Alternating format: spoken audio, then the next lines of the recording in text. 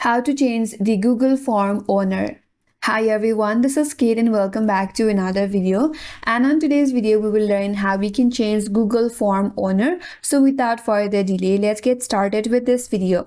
First of all, go to the Google Form. After that, you have to select the form where you want to change the owner. After that, you have to add the owner or add the collaborator. So head towards this share option at the top right. And now here you have to add the people that you want to make the owner. Now here, once you add that people, here under these people with access, there you can see I have added this account with access. Now to transfer your ownership, all you have to do is click on this drop down right here. And here it says transfer ownership, you have to click on it. And here again, click on send invitation. Now once this account accepts your invitation, then the ownership will be transferred to this account. So let me just go and check the invitation.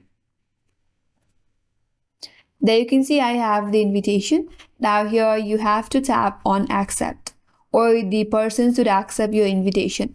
And once the person accepts your invitation, then the ownership of the form is now changed.